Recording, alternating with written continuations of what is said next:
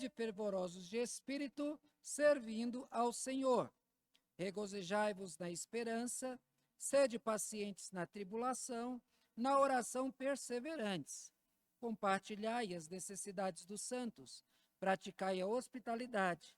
Abençoai os que vos perseguem, abençoai e não amaldiçoeis.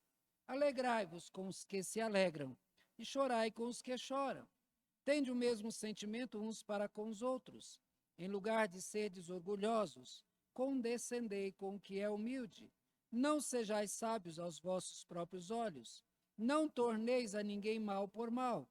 Esforçai-vos por fazer o bem perante todos os homens.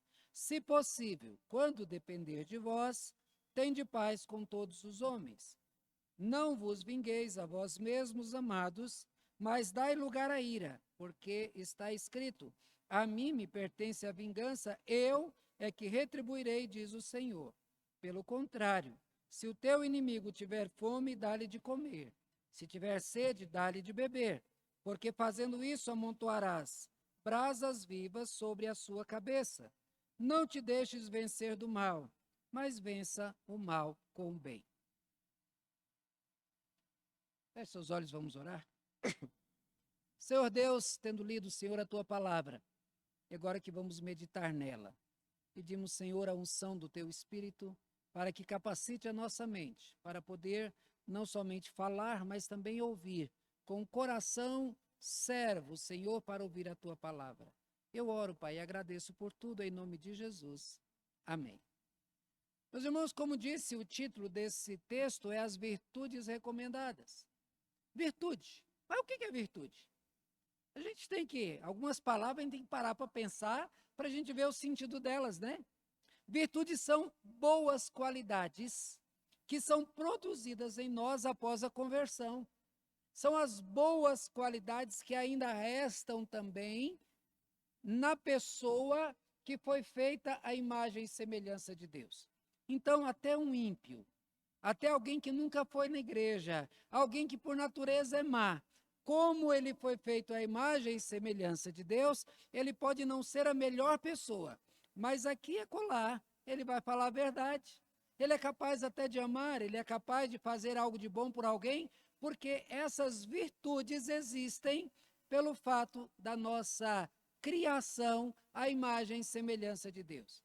Mas as boas virtudes que vamos falar hoje, elas são resultados da ação do Espírito Santo em nosso coração. O crente recebe como fruto de uma vida pujante. Essas virtudes, elas são dadas por Deus e o objetivo delas é que nós sejamos cada vez mais úteis, cada vez mais ativos, cada vez mais prontos a fazer. Então, Deus nos dá essas virtudes para que sejamos mais úteis para Ele. No crente, as virtudes, elas são algo crescente, produtivo, multiplicante. E a cada dia, novas virtudes são acrescentadas. Ou seja, você se torna um pouquinho melhor, amanhã um pouco melhor, e depois um pouco melhor. Isso como presente de Deus, para que o crente se torne cada vez mais especial, como de fato é. No ímpio, como disse, as virtudes podem existir, mas na maioria elas são deixadas de lado e na prática elas são até desprezadas, porque ser bom não é a preocupação do ímpio. Ele não tem nada nele que o force a ser bom. E nós temos em nosso coração o Espírito de Deus que nos leva a nos tornarmos bons. Virtudes humanas são qualidades morais. Elas são relacionadas com a construção da personalidade do indivíduo transformado por Deus. As virtudes, elas são princípio das boas ações e de um bom viver. A virtude conduz o indivíduo a agir corretamente, deixando de pensar somente em si e passando a pensar no próximo e pensar também nas pessoas que são afetadas pelas suas ações. Então, aquele que tem virtudes dadas por Deus, ele não vai pensar somente em si, no seu bem-estar, ele vai querer que outros também usufruam do bem-estar que ele usufrui. A boa ação, e a ação é uma ação virtuosa. Ela contém em si a virtude está relacionada com o domínio dos impulsos e dos desejos egoístas em prol da vida em sociedade e da vida em coletividade. Então, agora, você é capacitado por Deus a pensar que outros precisam do que você tem para que eles vivam melhor. A gente conhece virtudes por vários nomes: benevolência, bondade, paciência, sinceridade, responsabilidade, pontualidade, assiduidade, comprometimento, otimismo, sabedoria, inteligência, resiliência, respeito, modéstia, confiabilidade, autoconfiança, espontaneidade, contentamento, coragem, perseverança, disciplina, simpatia, empatia, tranquilidade, honestidade, flexibilidade. A lista é grande. E essa lista toda mostra qualidades que fazem as pessoas melhores e mais úteis à sociedade.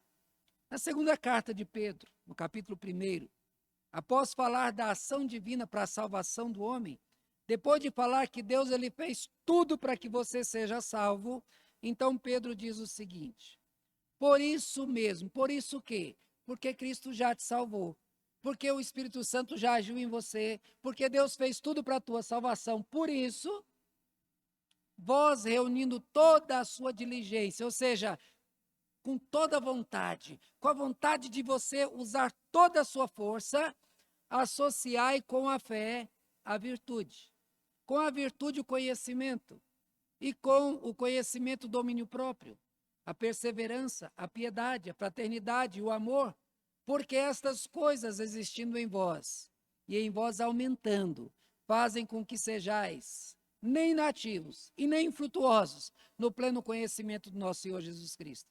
Se vê claramente que as virtudes, essas boas qualidades produzidas em nós, elas são importantes e devem ser associadas ao fruto do Espírito, ao conhecimento e ao tudo de bom que nós adquirimos após a conversão, para que nós frutifiquemos.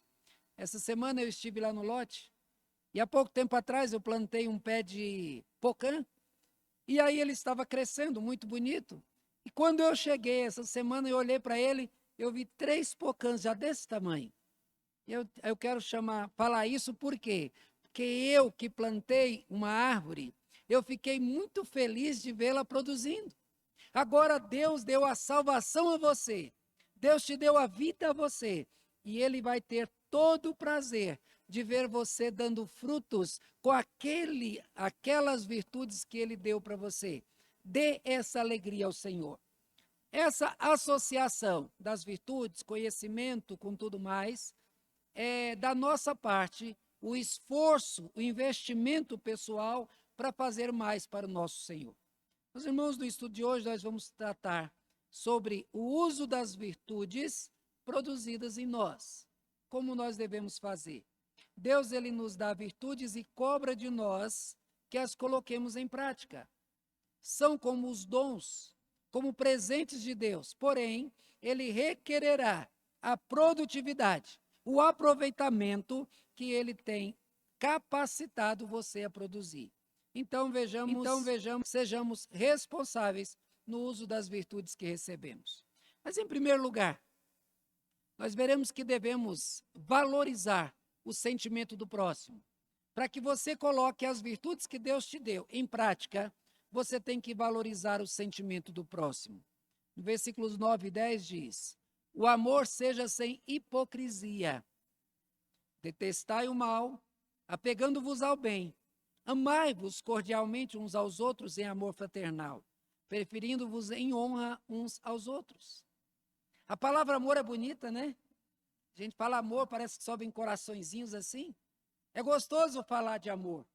Porém, esta palavra, ela se torna amarga quando nós temos que colocar em prática. Porque você coloca o amor em prática quando você não é correspondido, quando você dá e não recebe. Você, para colocar em prática, você será exigido de você perdão, paciência, sacrifício, aceitar o próximo e conviver em paz com todos, apesar da diferença. Então, quando falamos de amor, coração enche, Mas quando a gente vai praticar o amor, a gente vai ver que vai cobrar de nós muito sacrifício. Por isso que Pedro diz, fazendo tudo isso, associai com vigor, com vontade, porque é isso que vai ser exigido de nós. João afirmou, nós amamos porque ele nos amou primeiro. Meus irmãos, essa afirmação nos diz que somente saberemos amar se tivermos sido amados por Deus. Sem vivenciar o amor recebido de Deus, é impossível que o homem consiga ter qualquer manifestação do amor verdadeiro. Ele pode amar até certo ponto, mas do momento que ele tem que se sacrificar, ele desiste. Tratando de uma vida transformada que caminha para a maturidade espiritual, depois de dizer que devemos nos despojar de todo tipo de sentimento ruim e que devemos desejar o leite espiritual, Pedro ele completa: se é que tendes a experiência de que o Senhor é bondoso. 1 Pedro 2,3. Se você não experimentou que Deus é bom, você não vai ter motivo para você se entregar a Ele. Se você acha que não precisa de Deus, o que Deus fez por você? Qual a necessidade de Cristo ter morrido por você? Mas quando você reconhece o mal do teu coração, a tua incapacidade do bem e a ação salvadora de Deus, aí sim, como Pedro diz, você experimentou a bondade do Senhor, agora então você vai querer ser bondoso. Todo e qualquer bem que desejamos praticar em obediência a Deus, somente será possível se nós tivermos experimentado o amor de Deus por nós, porque o amor dele transforma. A gente vai ver Paulo dizendo que o amor de Deus é que nos constrange a sermos dele, a fazer as coisas para ele. Então, conhecer o nosso estado miserável de pecado, que nos levaria fatalmente para a destruição da nossa alma e para a condenação eterna.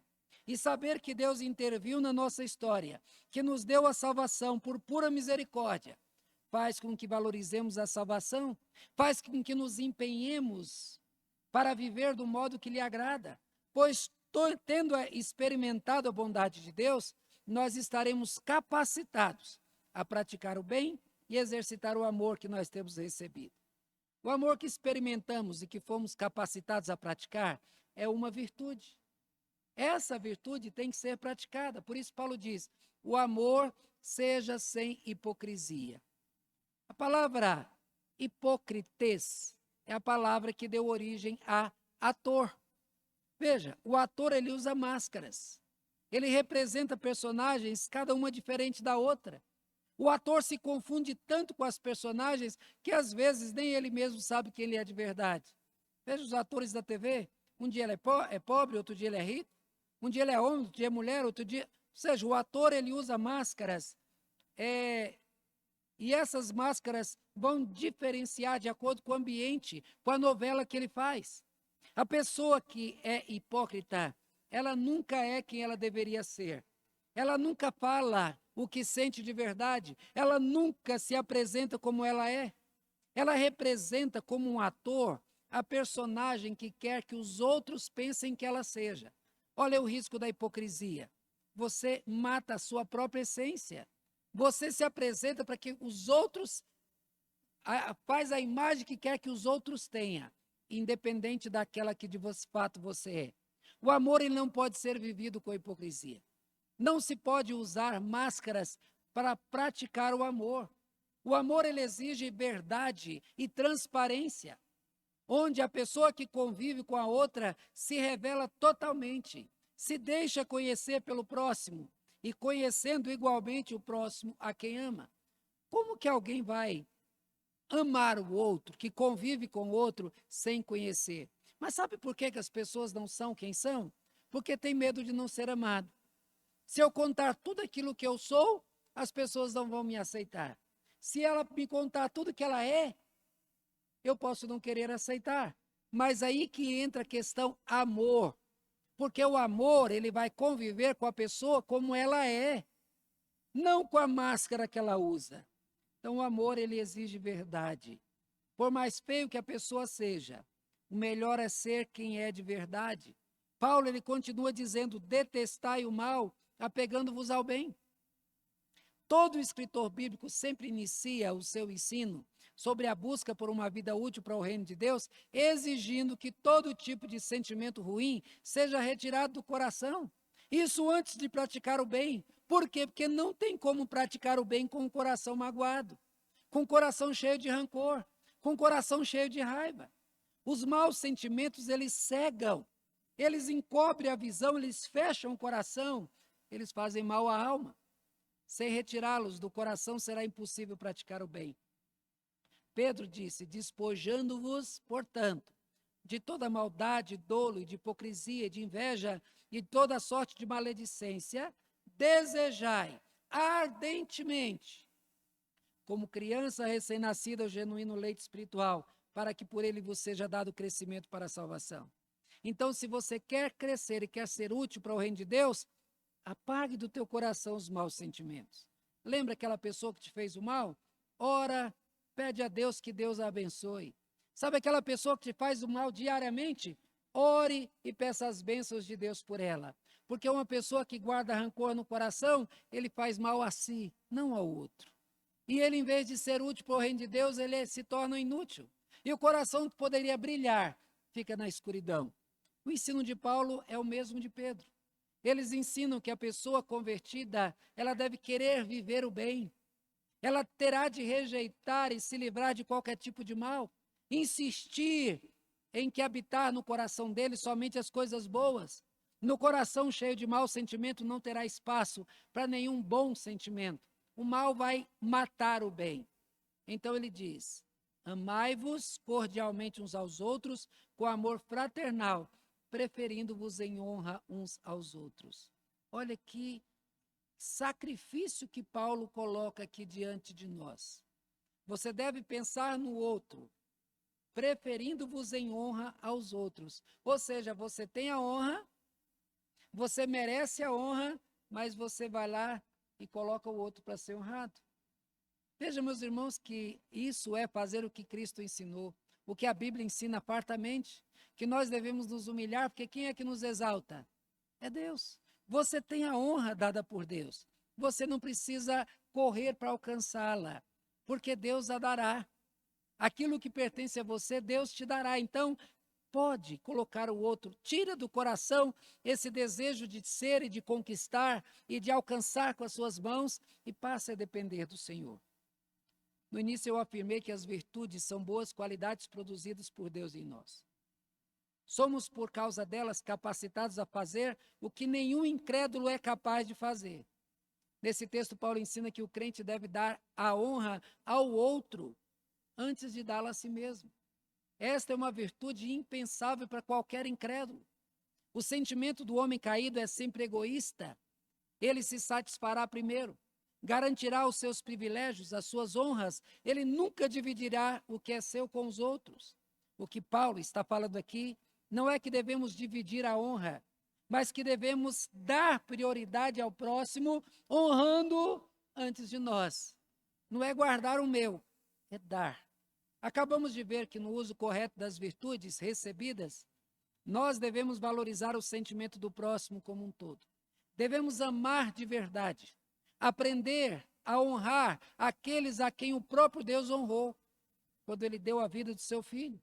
Se Deus agiu assim, é óbvio que ele exigirá que nós, como seus servos, façamos a mesma coisa. Meus irmãos, em segundo lugar, nós veremos que para praticar as virtudes da nossa vida, nós devemos ser zelosos na prática do bem. Versículos 11 e 14 diz: no zelo não sejais remissos. Sede fervorosos de espírito, servindo ao Senhor.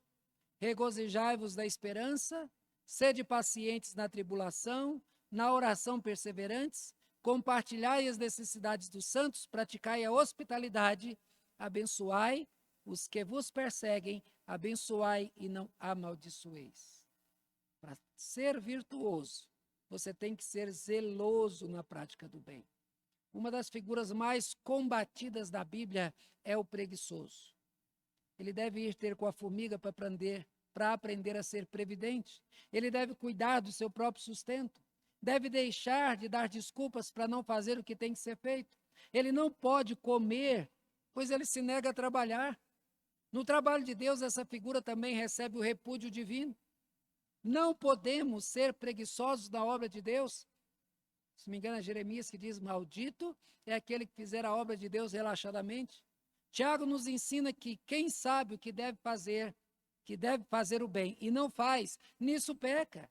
Se sabe que há o necessitado, terá de agir rapidamente para suprir a sua necessidade. Protelar ou deixar de agir é pecado.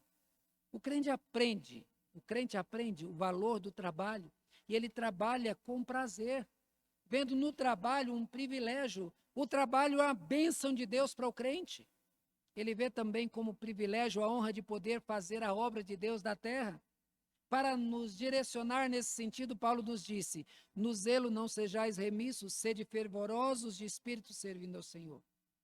Um filho pode obedecer à mãe, mas fazer isso, a obra que ela mandou fazer, com preguiça.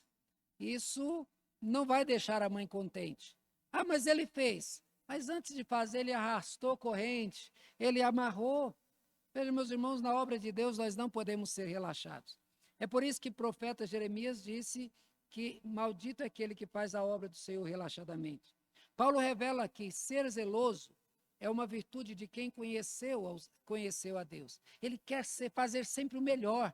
Ele não quer fazer mais ou menos, ele quer que o trabalho dele seja reconhecido. O crente não pode ser remisso, ou seja, ele não pode ser preguiçoso, não pode ser demorado, não pode ser enrolado. Ele deve ser cuidadoso na execução da obra do Senhor. Ele deve ser cuidadoso com detalhes, ou seja, ele tem que ser zeloso.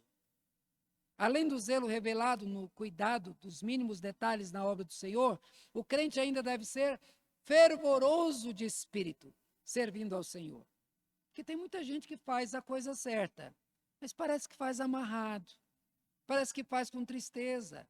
E não basta apenas fazer o serviço, ele deve ser feito com alegria, com prazer. É bom ver as pessoas fazendo a obra de Deus, cantando, exultando. Você vê que a pessoa está fazendo, e se vier mais trabalho, ela vai fazer mais. E ela faz com alegria. Então, não importa o que você esteja fazendo, faça com fervor, pois é para Deus. Foi o que Paulo falou ao escrever aos Colossenses 3, 23 e 24. Tudo quanto fizerdes, fazei-o de todo o coração, como para o Senhor e não para com os homens, ciente de que recebereis do Senhor a recompensa da herança. A Cristo Senhor a que estais servindo. Que haja fervor no teu serviço. Paulo diz mais: regozijai-vos na esperança. Grandes homens da Bíblia não viram a concretização dos seus sonhos, porque eram promessas de Deus. Mas eles não desistiram. Eles confiaram, eles tinham esperança. E a nossa esperança também está firmada nas palavras de Deus, e a esperança deve nos alegrar. Eu posso não ter visto o resultado do meu trabalho, mas eu sei que Deus não vai deixar o meu trabalho em vão. Irmãos, eu conheci a história de um homem que orou pela conversão de um amigo durante a vida inteira. E quando ele morreu, o amigo chegou chorando, dizendo: eu sei que você orou por mim, eu quero o seu Cristo. Então Deus, ele honra aqueles que trabalham para ele. Eu estava vendo um vídeo outro dia de um senhor. Se vocês assistiram aquele Crônicas de Nárnia, aquele do guarda-roupa, ele conta a história que foi escrita por me fugiu o nome do autor, C.S. Lewis, obrigado. E C.S. Lewis, ele escreveu as Crônicas de Nárnia para mostrar a ação de Deus na nossa salvação. E, no entanto, aquele texto, ele conta a história real. Vocês se lembram que aquelas crianças foram levadas para a casa de um senhor de idade? Veja, quem que mandou aquelas crianças para lá? Não vou falar do filme, eu vou falar daquelas crianças. Se você ver o filme de novo, você vai pensar nisso. Por que que as crianças foram tiradas de seus pais? Havia uma perseguição dos judeus. E um homem, então, começou a pegar filhos de judeus e colocar em trens e arrumar famílias ou pessoas que cuidassem dessas crianças e mandar para lá. É estranho ver aquelas crianças chegar naquelas casas, aquele sentimento frio, mas aquelas crianças foram salvas, porque os seus pais foram levados para campos de concentração e lá eles morreram. Foram mortos pelo nazismo. Uma certa vez, esse senhor foi chamado para receber uma homenagem. Ele estava lá diante de um plenário de mais de 600 pessoas. E aquele homem, então, na hora de receber a homenagem, diz: mas eu nem mereço, eu não sei nem o que aconteceu com essas crianças. Aí, então, a pessoa que estava à frente diz: levante-se aqui, quem foi salvo por este homem? E lá, aquelas 600 pessoas que estavam ali sentadas, eram adultos que tiveram suas vidas poupadas, porque aquele homem trabalhou, tirando aquelas crianças e mandando para outros países. O trabalho dele não foi em vão. A gente pode, às vezes, não ver o fruto do nosso trabalho, como ele não sabia a história, o que tinha acontecido com aquelas crianças, mas elas foram salvas. Nós nunca entendemos o porquê das coisas serem como são, de acontecer como acontece. Nós temos de aprender que a nossa história está sendo conduzida pelo Deus soberano e que cada parte da nossa vida é importante para Ele e que as coisas cooperam para o nosso bem, mesmo que no momento elas possam parecer terríveis e que nós não compreendemos. Sendo paciente na tribulação e mantendo a prática da oração, o crente cresce espiritualmente. Ele consegue ver além do momento que está vivendo. Ele passa a esperar com confiança no Deus que dirige a sua vida. Paulo exige de nós que sejamos cuidadosos com o próximo. Ele diz: compartilhai a necessidade dos santos, praticai a hospitalidade. Falamos muito sobre sermos simpáticos, compassivos e termos empatia em relação aos sentimentos, fraquezas e necessidades das pessoas que estão ao nosso redor, principalmente dos nossos irmãos. A palavra grega, pathos, é que deu origem à patologia, à doença, à dor. Patologias são doenças e enfermidades. As palavras sim, com e em são palavras que denotam participação no que é do outro. Então, quando diz que ser simpático, empático e compassivo, está dizendo que você deve estar pronto, preparado para viver com o próximo a sua dor, o seu sofrimento, a sua enfermidade, seja do corpo ou da alma. Senti-la no coração como se fosse a tua dor. Paulo diz que devemos compartilhar a necessidade. Devemos saber onde dói no próximo e sofrer com ele. Devemos conviver mais com o nosso próximo, sabendo que fazemos parte do mesmo corpo e suprir aquelas necessidades que está em nós a possibilidade de fazer. Quando diz que devemos ser hospitaleiros, não quer dizer que devemos abrir a porta da nossa casa como um hotel. Hospitaleiro vem da mesma palavra hospital. Nós devemos abrir a nossa casa, a nossa vida para ajudar na cura das enfermidades dos nossos irmãos. Assim como fomos curados por Deus da pior enfermidade que existe, que é a enfermidade da alma, nós devemos estar prontos, empenhados na cura das enfermidades dos nossos irmãos. Então ele encerra essa perícope dizendo: abençoai os que vos perseguem, abençoai e não amaldiçoeis. Quantas vezes Jesus nos ensinou o modo que devemos fazer e como devemos fazer o bem a quem nos faz o mal? Devemos alimentá-los, descedentá-los, cuidar deles como se fossem os nossos melhores amigos. Não podemos amaldiçoar a ninguém. Nós somos agentes de um bem maior e nós não somos agentes do mal. Como pessoas que receberam as virtudes divinas e tiveram seus corações transformados, vivificados, aperfeiçoados e santificados, devemos ser agentes de transformação na vida daqueles que querem o nosso mal. Sejamos, pois, abençoadores a todos aqueles que nos cercam. Tudo isso que acabamos de falar não pode ser feito de cara feia, como que sendo obrigado ou por medo da punição. Devemos fazer com zelo e alegria, por reconhecer o bem maior que foi feito em nós e por nós. Quem conheceu e quem experimentou o amor de Deus terá muito amor para dar a todos, quer nos façam bem, quer nos façam mal.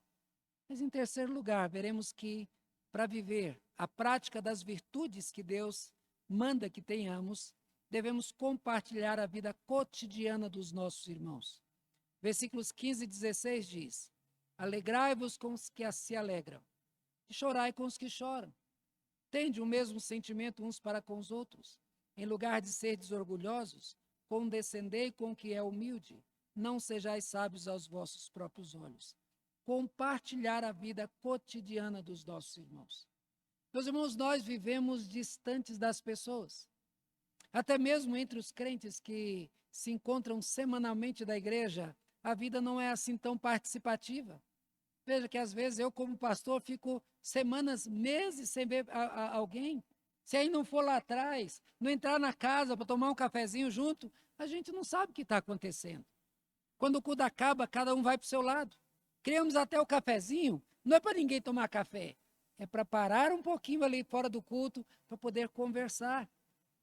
Cada um segue o seu caminho e cada um vai parar a sua vida. Se a gente não for atrás, se a gente não se preocupar em olhar no olho, está tudo bem, dona Edith? Está tudo bem, Eunice? E ela perguntar, está tudo bem, pastor? A gente vai acabar escondendo a nossa própria vida, de repente aquela situação que está amargando o nosso coração. Precisamos aprender a gastar mais tempo com os nossos irmãos para conhecer mais sobre como está a sua vida. Apesar do grande número de pessoas que há, o maior problema da atualidade, sem medo de errar, é a solidão. As pessoas estão sozinhas. Elas pegam um metrô lotado, absolutamente sozinhas. Elas entram no metrô, vão para o trabalho e voltam sem conversar com ninguém. Se os crentes obedecerem a esse mandado, a coisa pode mudar. Você pode ir no seu vizinho. Você pode ir na casa do seu Hélio, comer um pãozinho de queijo com ele, bater um papo com ele. Você pode ir na casa lá da Carla e aí bater um papo, né, Carla? Mas quão pouco a gente faz isso? Porque a gente quer fazer dessa conversa um acontecimento. Eu estive na M-Norte durante 20 anos. Uma irmãzinha que tem lá até partiu há pouco tempo atrás. Quando eu falei de vir, tinha encerrado, que eu vim embora, ela me abraçou e disse, pastor, eu queria tanto que o senhor tivesse ido lá em casa para almoçar ou jantar, mas nunca deu. Veja, irmãos, eu fui várias vezes lá visitá-la durante esses 10 anos, mas ela queria que eu fosse lá comer na casa dela. Agora eu digo para vocês uma coisa, o que está sobre a mesa é o que menos importa. Se é um arroz com ovo, se é um filé mignon, se é qualquer outro prato, uma lasanha, pode ter sabores diferentes, mas o mais importante é assentar-se à mesa, é conversar. Então, abra a sua casa, convide o seu irmão Eunice, vá lá em casa. Vinícius, vai bater um papo comigo. Vamos lá, vamos subir, vamos conversar. Eu estou gostando muito dos jovens. Eles têm saído no domingo à noite, ido para casa um do outro. Foi lá outro dia na casa do Vinícius, foi na casa vieram em casa o dia para assistir o jogo que a gente perdeu, né? Foi na casa um do outro para poder conversar, jogar videogame, bater papo. Isso é conversar. Isso é o dever que a Bíblia está mandando fazer, porque é assim que a gente vai conhecer como está a vida. Uma vez eu fui visitar uma pessoa e eu fui quase na hora do almoço. Ah, pastor, está querendo filar a boia? Não, que eu supunha que ele estava passando necessidade. Então eu cheguei por volta de 10h30, 11 horas, e eu olhei e vi que só tinha uma panelinha lá no fogão. E aí a esposa dele ficou ali, sentou, eu vi que ela apagou fogo e conversou. Eu falei, não, eles estão realmente necessitados. Eu pude sair de lá, fui no mercado, fiz uma comprinha para eles e voltei. E quando eu cheguei, a panela estava lá, vazia do mesmo jeito.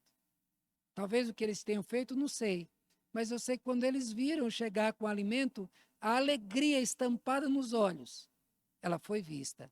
Mas sabe por que eu vi aquela necessidade? Porque eu fui na casa deles. É isso que o texto está dizendo, sede hospitaleiro. Estou falando para você se meter na vida dos outros, não. Mas a gente vê nos olhares a tristeza. Do mesmo jeito que a gente vê as pessoas rindo com máscara, né? A gente vê a tristeza. Quando você vai cumprimentar, você vê o olhinho baixo. Não está bem, né? Vamos sentar e bater um papo? Vamos ali, vamos bater. Converse mais uns com os outros. Por isso, viver na igreja, em comunhão, mantendo a participação, não somente nos cultos, mas na vida um dos outros, é importante para o nosso crescimento espiritual, para o minimizar as necessidades dos irmãos, para a cura não somente da nossa, mas também para a cura dos enfermos, para estreitar os laços da irmandade que devemos existir, que deve existir em nós. Paulo compara a igreja com o corpo.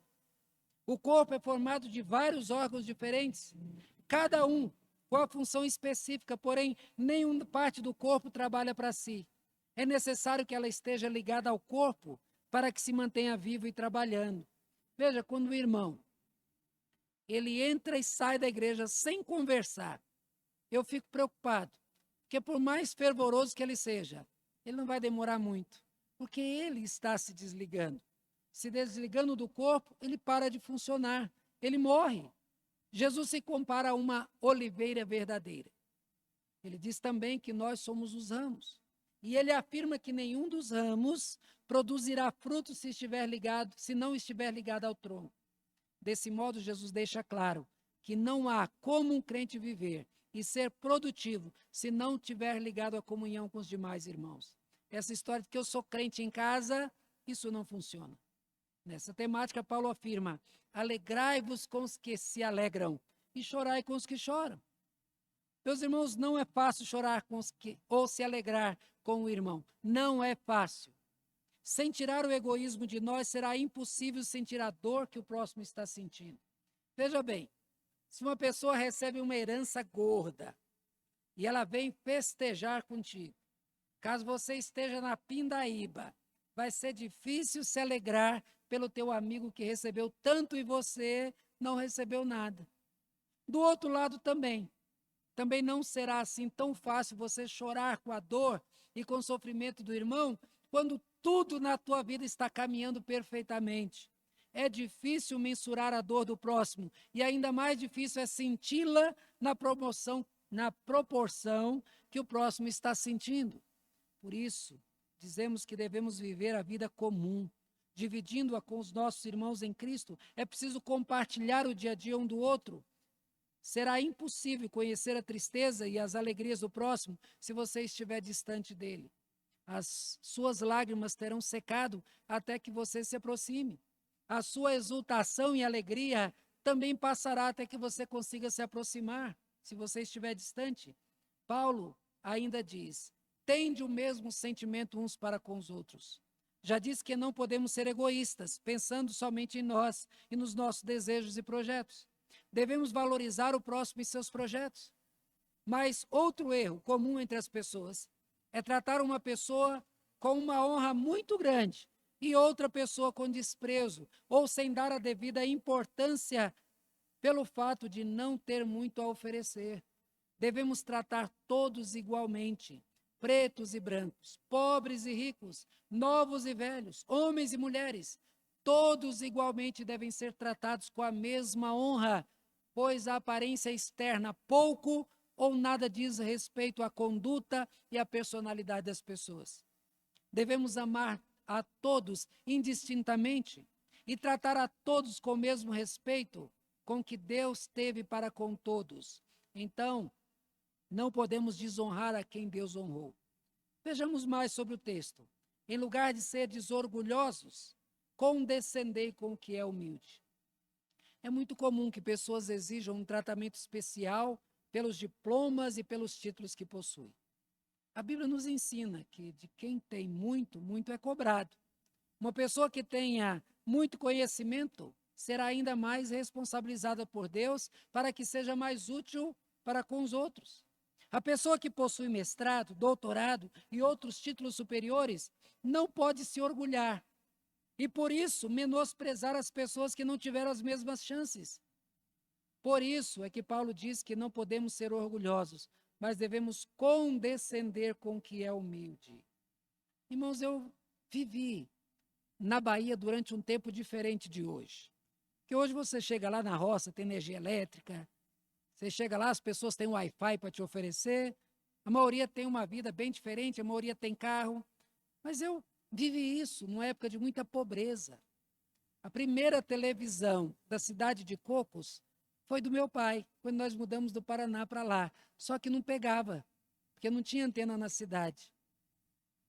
Quando a gente ia nas roças, a maioria dos copinhos, aqueles de, como é que é o nome daqui? Tinha uns que eram pintados, mas outros de alumínio. Mas aquilo era tão areado que brilhava. Mas as pessoas, quando elas vinham trazer para você o lanche, primeiro, que era aquele biscoitinho de polvilho feito na hora, mas o que elas tinham para oferecer é quisuco. Alguém aqui comprou quisuco essa semana? Ninguém compra quisuco, porque aquilo, tem uma amiga minha que disse que aquilo é o pó da morte. Mas aquilo era algo especial. Então, quando a gente bebia aquilo junto naquela casa, a gente bebia a melhor bebida que aquela casa tinha para oferecer. Porque aquilo era a bebida para a gente especial que chegava lá. Por isso que Paulo diz: condescendei com o que é humilde. Valorize quando o humilde te chamar para sentar na casa dele. Valorize as pessoas com aquele pouco que dá. Um tempo atrás, a M Norte fez, num dia, se não me engano, no dia do pastor, fez como se fosse um amigo secreto. Então, tirou a família do pastor e cada um deu um presente. Eu sei que eu saí de lá de carro cheio de presente. E eu não me lembro os outros presentes que eu recebi. Não estou dizendo que eles não foram importantes. Mas uma senhora chegou para mim: pastor, eu queria muito dar um presente bom, mas eu só posso dar isso aqui. E o prendedor de gravata que eu uso até hoje, e todas as vezes que eu pego ele, eu lembro daquela irmã. Porque ela deu algo que foi penoso para ela, tirar do seu dinheiro para dar aquele presente, ela deu com amor. Então, meus irmãos, nós temos que valorizar as pessoas na sua simplicidade, valorizar aqueles que podem muito também, que não é porque é menos valor, não, mas devemos tirar essa questão do valor financeiro do que recebemos. Eu me sinto tão bem quando eu vou à casa de alguém, me sento com ele, pode ser num sofá furado, não importa. Nós devemos condescender com aquele que é humilde. Condescender é renunciar à sua superioridade, à sua condição financeira, social, educacional, em qualquer área. Renunciar à sua dignidade em favor de uma causa maior, acolhendo pessoas simples como sendo elas tão importantes para você, quanto qualquer outra pessoa com tanto que ela pode ter. No fundo, todos somos iguais. É isso que Paulo quer nos ensinar. Ele termina dizendo: não sejais sábios aos vossos próprios olhos. Um programa de TV bem antigo, uma propaganda, mostrava o motorista. Chegou e buzinando porque uma carroça, um senhor numa carroça com um cavalo, estava atrapalhando a frente dele. Ele buzina, ele põe a mão para fora, ele xinga, faz palavrão para aquela pessoa e segue o caminho dele.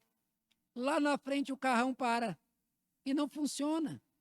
E aquele homem tem que pegar carona naquela carroça para procurar socorro. Então, olha, isso nos dá um bom exemplo de que, às vezes, aquilo tudo que você tinha nas mãos não vai te suprir em nada. Você não precisa fazer propaganda do teu conhecimento. Você deve oferecê-lo quando alguém procurar. Você deve, no entanto, usá-lo no momento certo para melhorar as causas possíveis.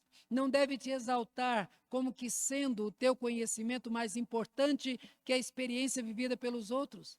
Às vezes o teu conhecimento de nada servirá, mas a experiência de uma pessoa simples é que pode resolver a questão. Eu fui com meu pai em Padre Bernardo. No retorno, estava formando uma chuva terrível. E aí eu acabei batendo num buraco e o carro estourou o pneu, vazou o pneu, furou. Aí fui lá pegar o step, tentei colocar, não encaixou. E aí eu tentei, não encaixava direito. Meu pai disse assim: por que você não tira o de trás e coloca aqui na frente, põe esse aqui lá atrás? Pode dar certo. Falei: pai, é óbvio que todos são iguais, não vai dar certo.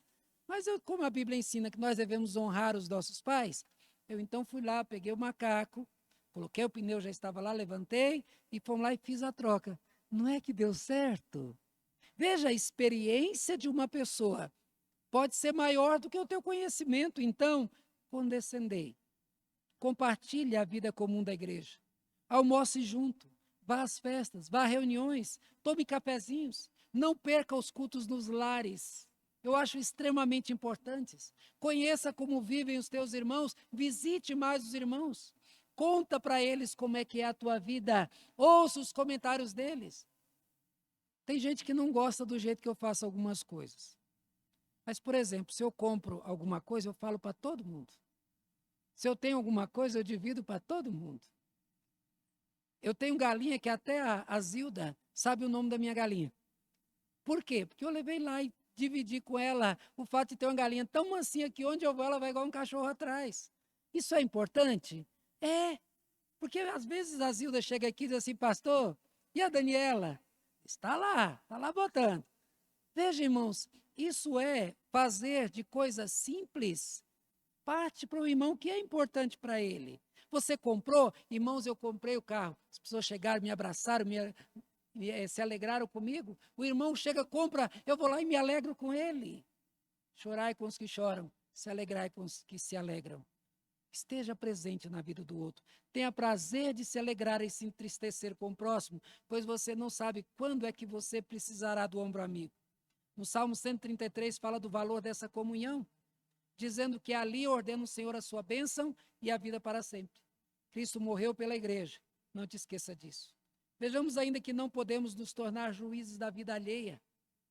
Não torneis a ninguém mal por mal, mas esforçai-vos por fazer o bem perante todos os homens. Se possível, quando depender de vós, tende paz com todos. Meus irmãos, facilmente nós expomos o nosso julgamento.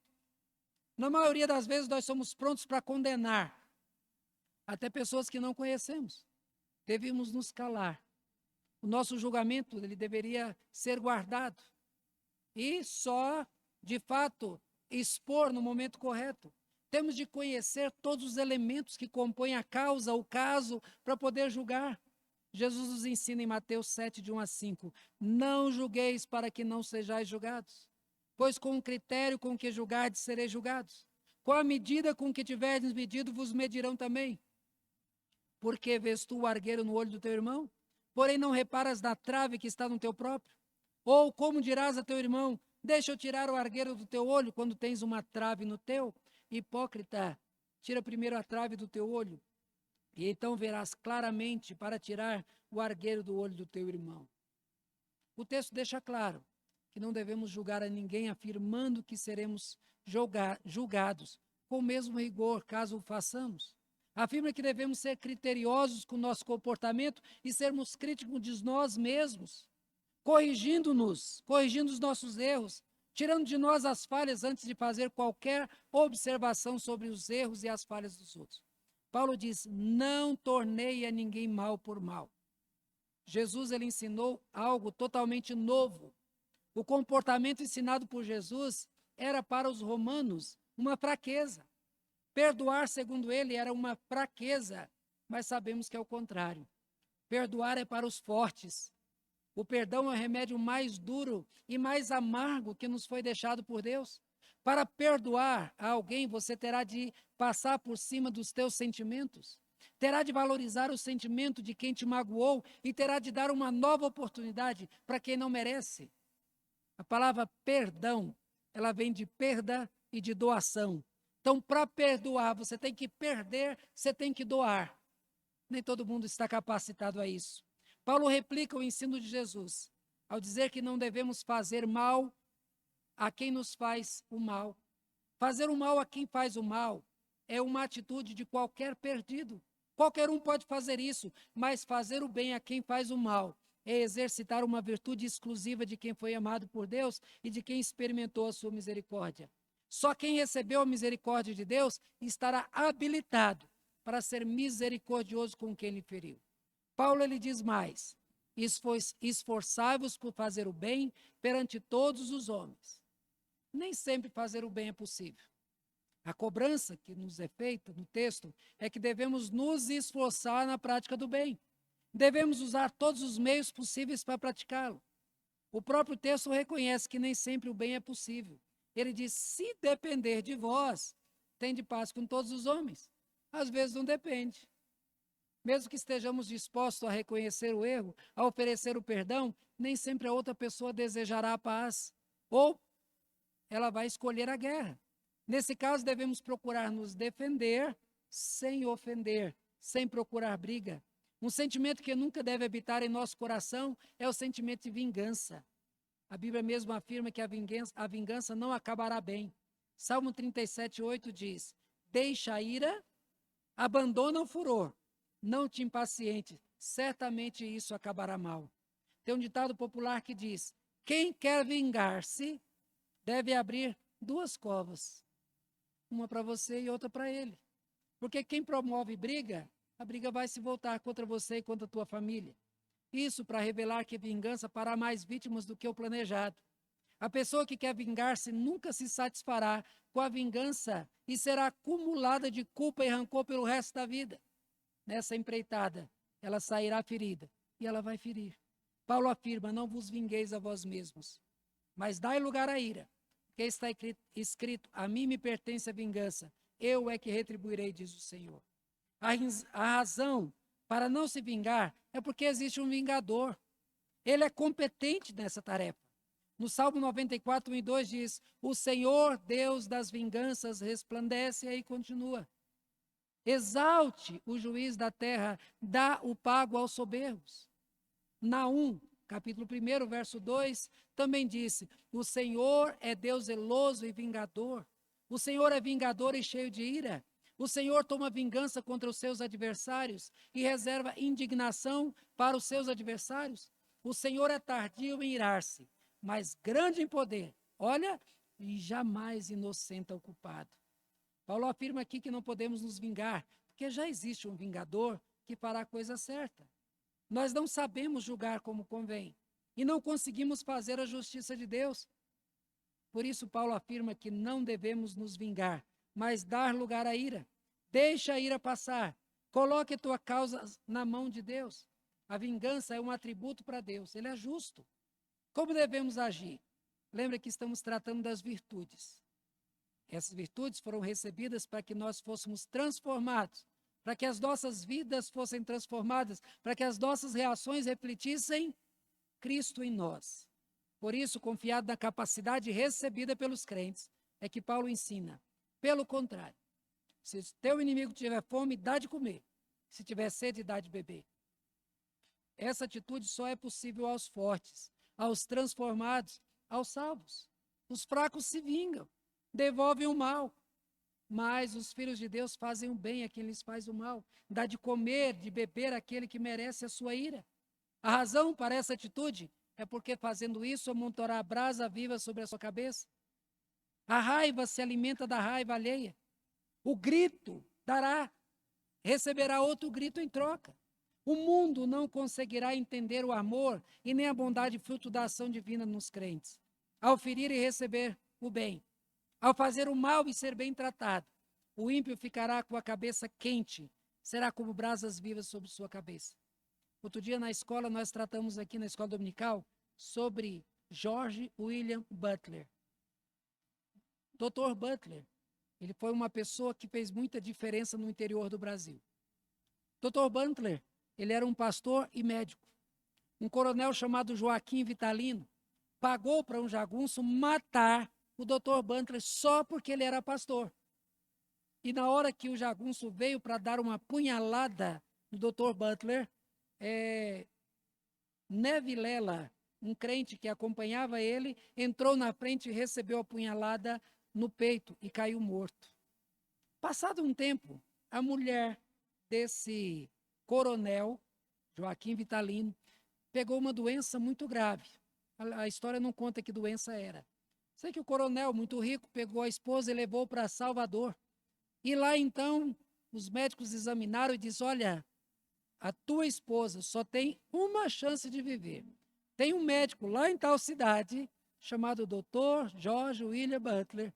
Ele tem capacidade de curar. No Brasil, só ele. Esse coronel voltou com a esposa, apresentou a esposa doente. O Dr. Butler, mesmo sabendo que ele era a pessoa que mandou matá-lo, cuidou da sua esposa, tratou dela com carinho e entregou a esposa curada para o seu marido. Esse homem, vendo toda a bondade daquele médico, ele caiu em prantos. Ele reconheceu o mal que fez, Ele pediu perdão e ele se converteu. Esse homem foi transformado pela manifestação do amor. O bem recebido foi como brasa viva sobre a sua cabeça. É isso que Paulo está ensinando no texto. Se você fizer o mal a quem te fez o mal, que bem que você fez. O bem tem um poder muito maior, impactante, do que devolver o mal recebido. Fazer o mal te iguala ao infrator. Fazer o bem te iguala ao teu Salvador, com quem que você quer parecer. Por isso, não te deixes vencer do mal, vença o mal com o bem. Uma pessoa que foi alvo de tão grande amor de Deus não pode deixar o seu coração dominado pelo ódio. Vença o mal praticando o bem. Destrua as barreiras do mal com manifestação de um amor tão intenso que as muralhas do mal não suportarão. Viva como Cristo viveu.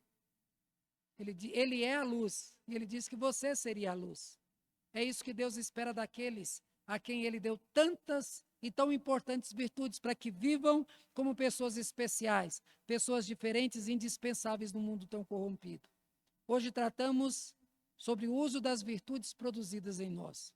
Nós vimos que para colocá-las em prática, nós devemos valorizar o sentimento do próximo. Nós devemos ser zelosos da prática do bem.